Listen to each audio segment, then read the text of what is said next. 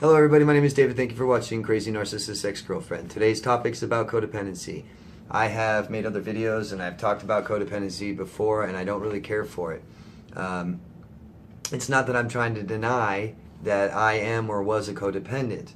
It's not that. And I've gotten into arguments with people that are animate about saying I'm a codependent. Whatever. Worry about yourself.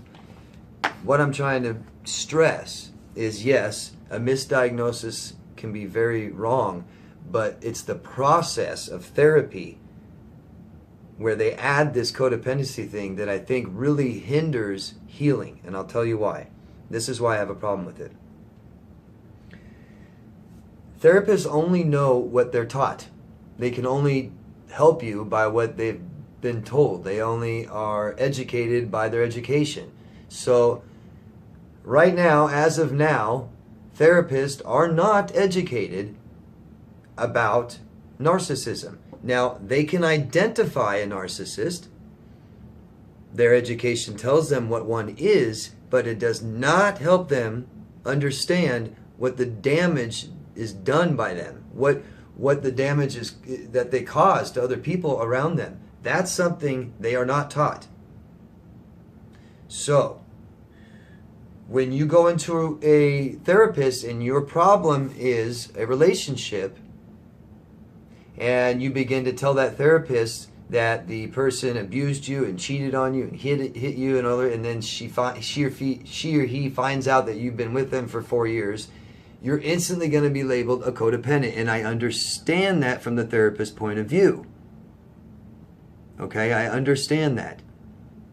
A therapist can only treat and help what's in front of them, and that's what they see. I get it. The problem with that is that if you're not a codependent, and this person is telling you you are, and you now believe that you are going to take a lot of the fucking blame that is unnecessary. The reason I believe it's unnecessary is codependent relationships are with mentally ill people, drug addicts, alcoholics, abusers. But you're aware of it. The person sits there and fucking drinks on the couch all day, and you go to the store and get them the alcohol, stuff like that. You enable and support them to do this. Now, I didn't even know what the fuck emotional abuse was. When my ex has cheated on me a couple of times, but never in front of me. I never said it was okay. I didn't enable her. I didn't help her. We broke up and she convinced me she'd never fucking do it again, and then she was very, very sorry. That's not codependency. That happens. I'm not saying all the time, but people cheat. It happens. Relationships sometimes can get through it. That's what I believed. So when a therapist tells you you're a codependent, is what happens is eventually what they're trying to do is get you to take your attention off of them, because they believe that your fucking identity is through them, and it's not true with a narcissist relationship. That is not fucking true. Is what they want you to do is put the attention onto you so they can start fixing you. Well, that's great. But what needs to happen is this relationship needs to be processed in your head. You don't know what happened, especially if they're covert. Man, you don't know what the fuck was going on. You're left with you're just fucking puzzled. By the time they left and walked out that door, you're like, what the fuck has been happening? I don't know. You begin to blame yourself. You're confused. You don't know what to do. So when you have a therapist saying you're codependent, okay, I'm codependent. Okay, what's wrong with me? This is what's wrong with me. This is why I did this. This is why I did that. Oh, I hope I don't ever do this again. Well, you have not found the truth. You have not processed the things that have happened. If you begin to do that, you will find out that you may not be codependent. It may appear that way to a therapist, but it may not be what was actually happening or going on. If you don't know what was going on in the relationship, it's hard to be judged for it. You know? it's just so vitally important to get to the truth. You have to get to the truth. And it's not by completely examining yourself and not paying any attention to the ex. The ex did a lot of fucking shit to you. Over time, they damaged your brain. And you need to figure out, what they were doing. What was their true intentions? So you don't feel like, oh no, I deserve this.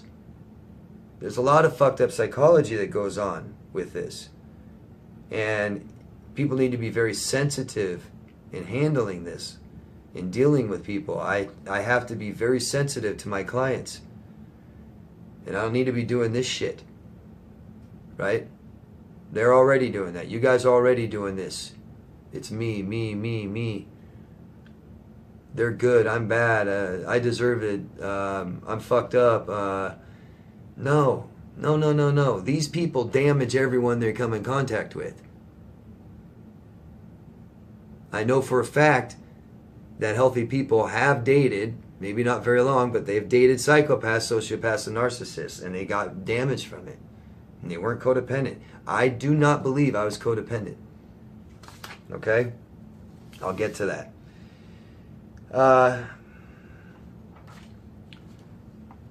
So, why I think I was not codependent, and this is something you guys can do, okay? Codependent relationships is when you enable a person's addiction, poor mental health, immaturity, irresponsibility, or underachievement. That's a part of codependency.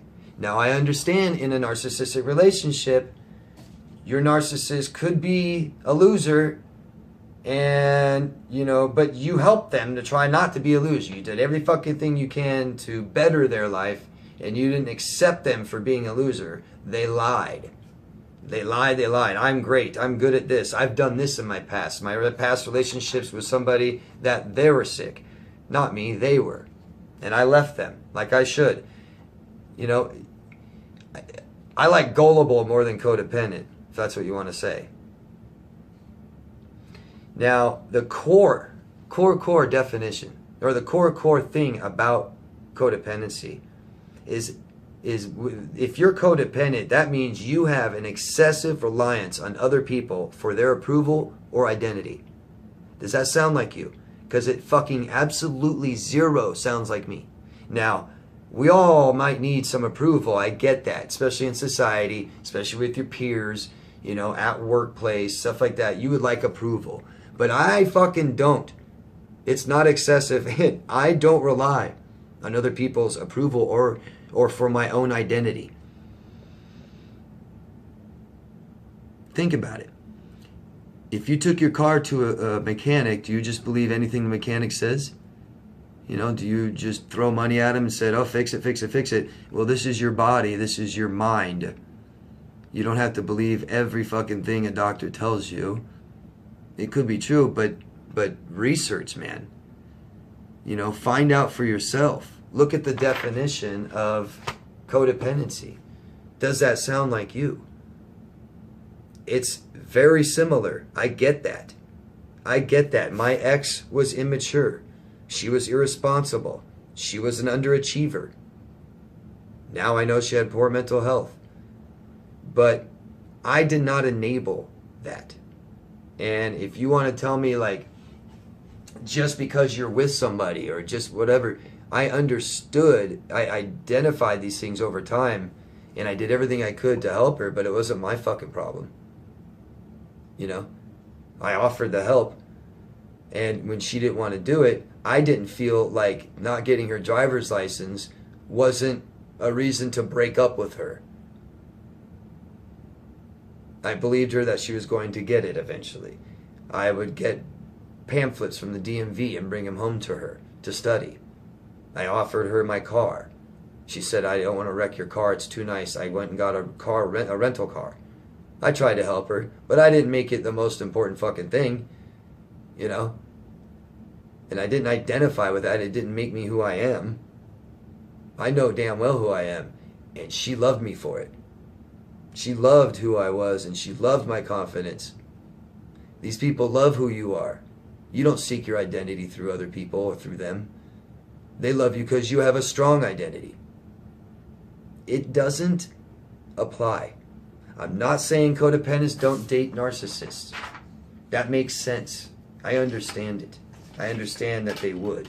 I understand that. But I personally think a codependent, I don't know how good of a fucking mate they would make for a really strong narcissist anyways. Sounds kind of boring, like a pushover, like a rug. They like fighters.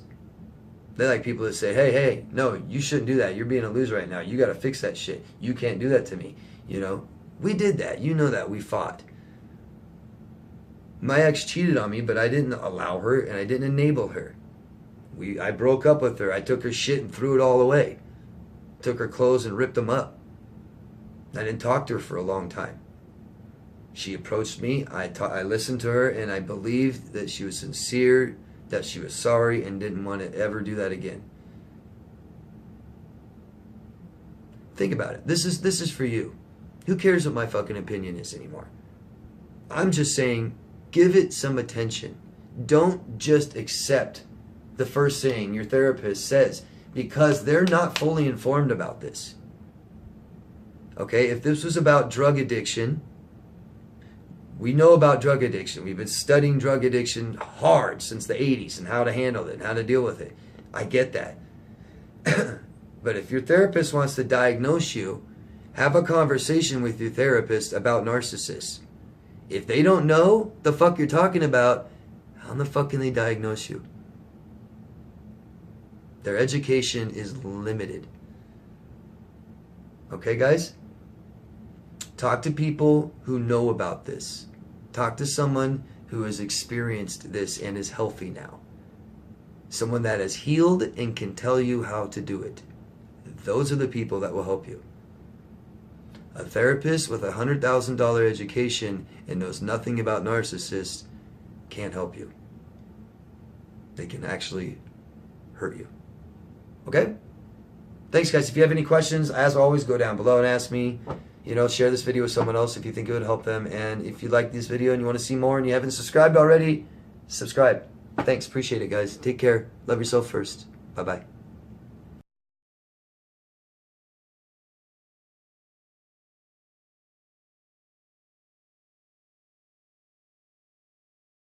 Danny Dog Productions.